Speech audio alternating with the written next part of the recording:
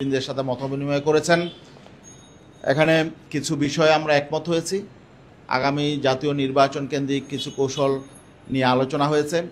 একটি বিষয়ে একটু ক্লিয়ার করা দরকার, কারণ অনেকেরই প্রশ্ন থাকতে পারে যে ইসলামী ঐক্যজোট বিগত 24-এর নির্বাচনে আওয়ামী লীগের অধীনে যে নির্বাচন হয়েছিল, নির্বাচনে ইসলামী ঐক্যজোটের নামে একটি অংশ নির্বাচনে অংশ নিয়েছিল, যাদেরকে আসলে ফেসিবাদের সহযোগী হিসাবে সবাই জানি। তো এই বিষয়টা ক্লিয়ার হওয়া দরকার যে আজকে আমরা ইসলামী ঐক্যজোটের সঙ্গে তাহলে কেন বসলাম। যারা ইসলামী ঐক্যজোটকে ব্যবহার করে বিগত দিনে আওয়ামী লীগের সহযোগী ভূমিকা পালন করেছিল এবং 24-এর জাতীয় নির্বাচনে অংশ নিয়েছিল, ইসলামী ঐক্যজোটের যারা ফেসিবাদ বিরোধী অংশ, তারা পরবর্তীতে 5ই আগস্টের পরে কাউন্সিল করে তাদেরকে দল থেকে বাদ দিয়েছে এবং তারা নতুন করে ইসলামী ঐক্যজোট পুনর্গঠন করেছে। এবং সেই ঐক্যজোটের যিনি চেয়ারম্যান ছিলেন এবং মহাসচিব ছিলেন, দুইজনকেই তারা সেই কমিটি থেকে বাদ দিয়ে মজলিসে শুরা তাদের নতুন কমিটি করেছে। এবং সেই কমিটিতে যারা এসেছেন, আপনারা জানেন যে ইসলামী ঐক্যজোটের বর্তমান চেয়ারম্যান তিনিও মাওলানা আব্দুল কাদের, তিনিও এই ফেসিবাদ বিরোধী আন্দোলনে ভূমিকা রেখেছিলেন এবং তিনি নির্যাতিত হয়েছেন, তিনি কারারুদ্ধ হয়েছিলেন। এবং বর্তমান যে ইসলামী ঐক্যজোটের মহাসচিব মুফতি সাখাওয়াত হোসেন রাজি, তিনি দীর্ঘদিন এই ফেসিবাদী এই শক্তির দ্বারা নিপীড়িত নির্যাতিত হয়েছিলেন এবং তিনি কারারুদ্ধ ছিলেন। তারা দুইজনই নির্যাতিত, দুইজনই আজকে ঐক্যজোটের নেতৃত্ব দিচ্ছে এবং তাদের সঙ্গে যারা আছেন সকলেই ফেসিবাদ বিরোধী আন্দোলনে বিভিন্নভাবে ভূমিকা পালন করেছে। এবং যারা ফেসিবাদের সহযোগী ছিল তাদেরকে তারা দল থেকে বাদ দিয়েছেন এবং তাদের এখানে দলে এখন কোনো অবস্থান নেই। এই জন্য আমরা মনে করেছি, যেহেতু তারা ফেসিবাদ বিরোধী ভূমিকায় অবতীর্ণ হয়েছিল, বিভিন্নভাবে ভূমিকা পালন করেছে, অতএব তাদেরকে আগামী দিনে আমরা একসঙ্গে নিয়ে চলতে পারি। এজন্যই তাদের সাথে আজকে আমাদের বৈঠক হয়েছে এবং এই বৈঠকে কিছু মৌলিক সিদ্ধান্ত হয়েছে। এখন আজকের এই বৈঠকের সভাপতি ইসলামী আন্দোলন বাংলাদেশের মোহতারাম আমির হযরত পীর সাহেব হুজুর চরমনাই এই বৈঠকের যে সিদ্ধান্ত হয়েছে এই ঘোষণাপত্র পড়বেন। তারপরে ইসলামী ঐক্যজোটের পক্ষে ইসলামী ঐক্যজোটের মহাসচিব মুফতি সাখাওয়াত হোসেন রাজি তিনি কথা বলবেন। জি, এখন কথা বলছেন এবং এই মতবিনিময় সভার যৌথ ঘোষণা করছেন ইসলামী আন্দোলন বাংলাদেশের মোহতারাম আমির হযরত পীর সাহেব হুজুর চরমনাই। আলহামদুলিল্লাহ, আপনাদের সকলকে ধন্যবাদ। বাংলাদেশ স্বাধীন হয় 53 বছর পরেও আমরা যে চিন্তা চেতনা আকাঙ্ক্ষা আমাদের ছিল, আসলে সেটা আমরা বাস্তবে যাদের মাধ্যমে দেশ পরিচালিত হয়েছিল আমরা পাই নাই। সাম্য, মানবিক মর্যাদা, ন্যায় বিচার প্রতিষ্ঠা একটাও আমরা তাদের মাধ্যমে পাই নাই। আলহামদুলিল্লাহ, জুলাই এবং 5ই আগস্টের অভ্যুত্থানের পরে আমাদের এখন সুন্দর দেশ গড়া, ইসলাম এবং মানবতার পক্ষে সুন্দর একটা পরিবেশ তৈরি করার ক্ষেত্র তৈরি হয়েছে। ইসলামী আন্দোলন বাংলাদেশ প্রতিষ্ঠা থেকে শুরু করে আমরা এই কাজটাই ধারাবাহিকভাবে করার চেষ্টা করেছি। তার ধারাবাহিকতায় আলহামদুলিল্লাহ 5ই আগস্টের পরেও আমাদের কার্যক্রমগুলো ওইভাবেই চলমান রয়েছে। তার অবস্থার পরিপ্রেক্ষিতে আপনারা দেখেছেন যে আমরা বাংলাদেশের মধ্যে উল্লেখযোগ্য ইসলামী ঘরানার যে রাজনৈতিক দলগুলো রয়েছে তাদের সাথে ভিন্ন ভিন্ন এবং আমরা একত্রিত হয়ে আমরা পরামর্শ এবং আপনাদের সামনে আমাদের চিন্তা চেতনা তুলে ধরেছি। তারই ধারাবাহিকতায় আজকে ইসলামী ঐক্যজোট, যার ব্যাখ্যাটা আমাদের সম্মানিত যুগ্ম মহাসচিব গাজী আতাউর রহমান সাহেব আপনাদের সামনে অল্প সময়ে সুন্দরভাবে তুলে ধরেছেন, তার ধারাবাহিকতায় আমাদের আজকে ঐক্যজোটের সাথে গুরুত্বপূর্ণ এবং সুন্দর পরিবেশে আমাদের আলোচনা হয়েছে।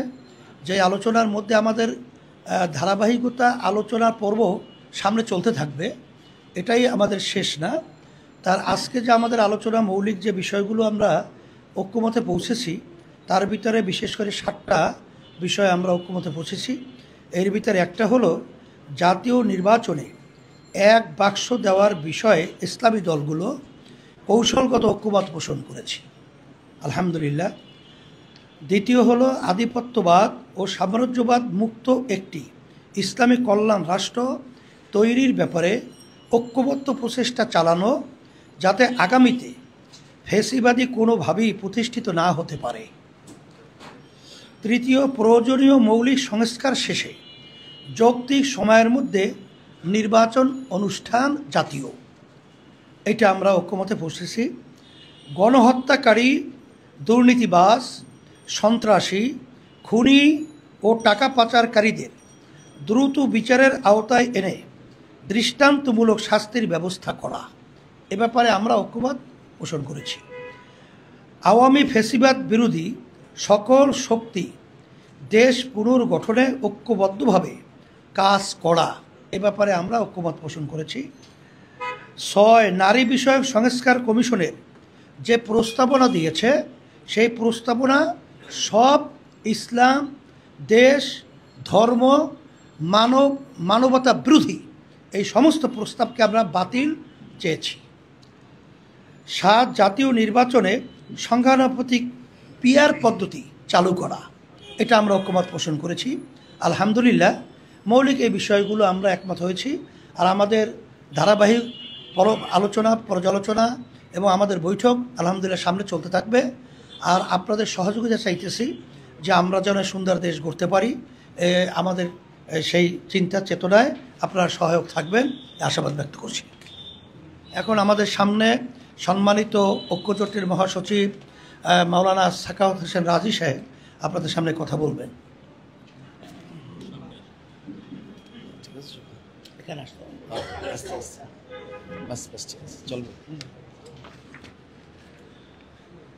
সম্মানিত সাংবাদিক বন্ধুগণ, ইসলামী আন্দোলন বাংলাদেশের সঙ্গে আজকে ইসলামী ঐক্যজোটের হৃদ্যতাপূর্ণ পরিবেশে খুব সুন্দর একটি বৈঠক অনুষ্ঠিত হয়েছে।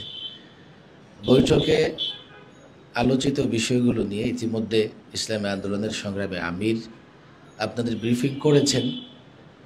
ইসলামী ঐক্যজোট একটা সংগ্রামী রাজনৈতিক সংগঠন, তবে ফ্যাসিবাদের শেষ দিকে একটা দুঃস্বপ্নের মধ্য দিয়ে কিছুটা সময় তাকে পার করতে হয়েছে। ইনশাল্লাহ 5ই আগস্টের পরে ইসলামী ঐক্যজোটের ফ্যাসিবাদ বিরোধী নেতৃবৃন্দ একত্রিত হয়ে নতুন একটা ইসলামী ঐক্যজোট আবার জাতিকে উপহার দিতে সক্ষম হয়েছে। এবং আমরা যারা এখন ইসলামী ঐক্যজোটের সঙ্গে সম্পৃক্ত আছি, বিশেষ করে এই সংগঠনের চেয়ারম্যান সাহেব এবং আমি তো তিনবার দীর্ঘ সময়, এমনকি 21-এ গ্রেফতার হওয়ার পরে প্রায় 2.25 মাস আমাকে রিমান্ডে নির্যাতন করা হয়েছিল।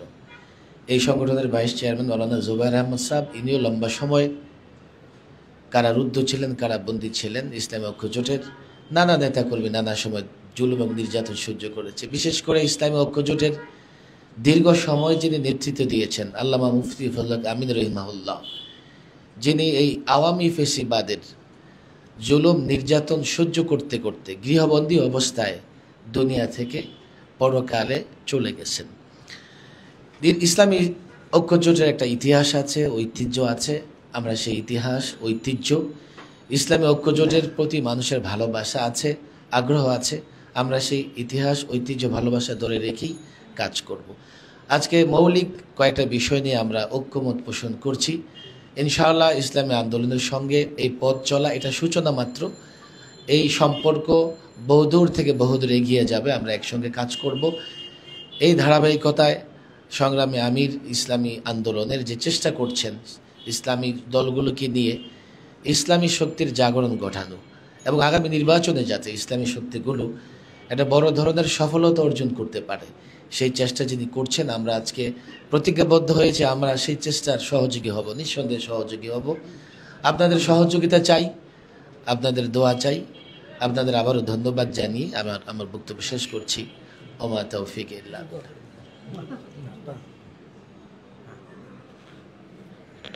আলহামদুলিল্লাহি রাব্বিল আলামিন ওয়াসসালাতু ওয়াসসালামু আলা সাইয়্যিদিল আমবিয়াই ওয়াল মুরসালিন। রব্বানা আতিনা ফিদ দুনিয়া